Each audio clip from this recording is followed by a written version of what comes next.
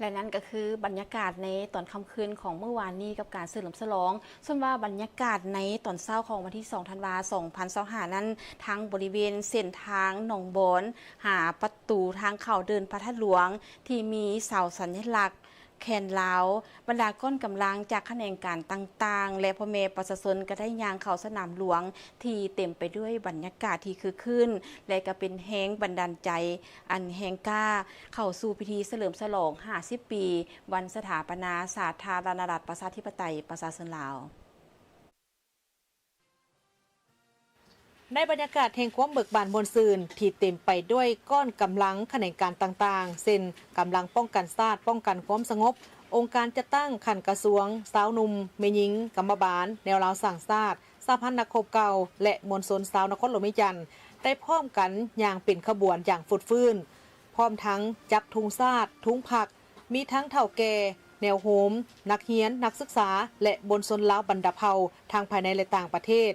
พร้อมเพียงกันออกมาหลายรูปแบบที่สวยงามเพื่อเข้าสู่พิธีเฉลิมฉลองครบรอบ50 ปีวันสถาปนาสาธารณรัฐประชาธิปไตยประชาชนลาวในครั้งนี้เป็นปีที่ยิ่งใหญ่เป็นปีครบรอบใหญ่และก็ถือว่าเป็นประเทศเฮาก็ได้รับการสร้างสรรค์พัฒนามาในหลายด้านก็ถือว่ามีความรู้สึกภาคภูมิใจที่ได้เป็นส่วนหนึ่งที่ได้ประกอบส่วนเข้าในเวียกงานตัวนี้ข้าพเจ้าได้ออกเดินทางไปอยู่ต่างประเทศนั้นมันกงกันขามแปลว่าทุกสิ่งทุกอย่างก็มีการพัฒนาคือว่าข้าพเจ้าเองต่างนาในบางวันมีความภาคปฏิยินดีมีความภาคภูมิใจที่เป็นเกียรติได้รับแสสารรับแสประสดภาคภูมิใจและปิติชมชื่นที่สุดฝูงชนเขาร่วมพร้อมด้วยขบวนการต่างๆขบวนการในกองกำลังที่แต่ละกระทรวงแต่ละองค์กรเขาร่วมอย่างพร้อมเพรียงอย่างนานับเป็นเวลาครึ่งศตวรรษแล้วประชาชนลาวบรรดาเผ่าได้ดำรงคงตัวและขยายตัวอยู่ในบนดินแดนอันแสนหักแห่งนี้และได้พร้อมกันเสริมขยายมูลเสื้ออันพิราชอาถรรพ์บ่ยอมจำนนของบรรพบุรุษและต่อสู้อย่างเหนียวแน่นเพื่อกอบกู้เอาเอกราชและอิสรภาพมาสู่ประชาชนอย่างแท้จริงซึ่งวันที่2ธันวาคมปี1975เป็นได้ไขสังกัดใหม่ให้กับประชาชนลาวบรรดาเผ่าและก็เป็น50 ปีแห่งการปกปักรักษาและสร้างสรรค์พัฒนาประเทศชาติเฮ็ดให้ประชาชนลาวบรรดาเผ่าได้หลุดพ้นออกจากความทุกข์ยากเทื่อละก้าวเนื่องในโอกาสเฉลิมวันชาติที่2ธันวา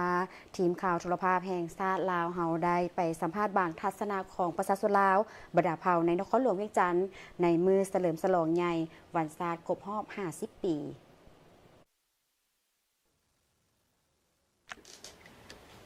ทีมข่าวโทรภาพแห่งชาติลาวได้สัมภาษณ์คณะปกครองบ้านพุนเค็งเมืองไซเซฐานครหลวงเวียงจันทน์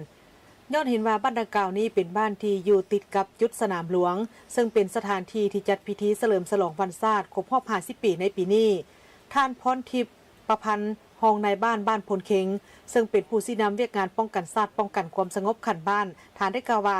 ตลอดระยะผ่านมาเริ่มแต่ได้รับแจ้งการว่ามีการก้าเกี่ยมการเฉลิมฉลองวันชาติครบรอบ50 ปีทางบ้านก็ได้มีการเต้าโฮมกำลังปกสบ้านได้แบ่งกำลังออกเป็น3จุดและได้นำพาอ้ายน้องออกเวรยามตลอด24 ชั่วโมงเพื่อรับประกันให้แก่มื้อเฉลิมฉลองใหญ่วันชาติที่2ธันวาคม2025นี้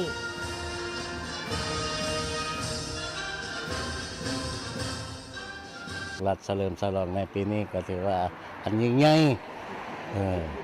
อันยิ่งใหญ่นั่นแหละเพื่อดึงดูดพ่อแม่ประชาชนหรือว่าบรรดามวลชนอยู่ในทั่วประเทศเนาะคือว่าคืบหน้าตลอดระยะที่ผ่านมาหั่นแหละเนาะนำพาประเทศเฮาให้ก้าวขึ้นอย่างบ่หยุดยั้งแล้วก็ท่านนางแสงจันทร์เมืองบงคณะสหพันธ์ไปยิงบ้านพลเค็งได้ให้ทัศนะต่อกับวันชาติว่าตนเองเป็นประชาชนผู้หนึ่งที่รู้สึกภาคภูมิใจที่ได้ต้อนรับวันชาติที่2ธันวาคมครบรอบ50 ปีที่ภาครัฐได้มีการเฉลิมฉลองอย่างยิ่งใหญ่ทางคณะบ้านก็ได้มีการสุกยู่และระดมอ้ายน้องภายในบ้านให้มีการประกอบส่วนและตนเองก็ขอแสดงความรู้บุญคุณและขอขอบใจมายังการนำภาครัฐที่มีแนวทางอันถูกต้องขอบใจมายังการนำหุ้นกรถึงปัจจุบันที่มีแนวทางอันสลัดส่องใสและพัฒนาประเทศชาติได้ดีขึ้นทุกมื้อนี้ มีความรู้สึกภาคภูมิใจเนาะยินดีต้อนรับวันชาติที่2ธันวาครบรอบ50 ปีมีความภาคภูมิใจที่ภาครัฐแต่อดีตจนฮอดปัจจุบันเพิ่นนำพาให้ประเทศเฮาได้ก้าวขึ้นมาฮอดทุกมือนี้โดยประชาชนทุกภาคส่วนได้มีความอิ่มหนำสำราญและก็มีความสงบสุขภายในประเทศของพวกเขา50 ปีที่ผ่านมาเห็นว่าภายใต้การซี่นำพาของภาครัฐแม้นมีบทบาทที่พ้นเด่นขึ้นและตนเองก็มีความรับผิดชอบสูงในหน้าที่ที่ภาครัฐมอบหมายให้โดยได้ร่วมกับทางคณะได้มีการปลุกระดมสมาชิกนักพบเก่าอยู่ขันบ้านเพื่อเข้าร่วมภารกิจของการป้องกันชาติป้องกันความสงบภายในบ้านมีการสมทบกับอำนาจการปกครองบ้านประชาชนเพื่อระดมประชาชนเข้ามามีส่วนร่วมในเวียกงานต่างๆภายในบ้านภูมิใจหลายที่ประเทศเฮาได้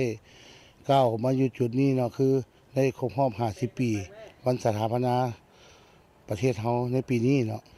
ข้าพเจ้ามีความคาดหวังว่าในต้นหน้าการนำภาครัฐของพวกเขาที่นำพาประชาชนก็คือการจัดตั้งของพวกเขาก้าวขึ้นสู่ความพัฒนาเนาะ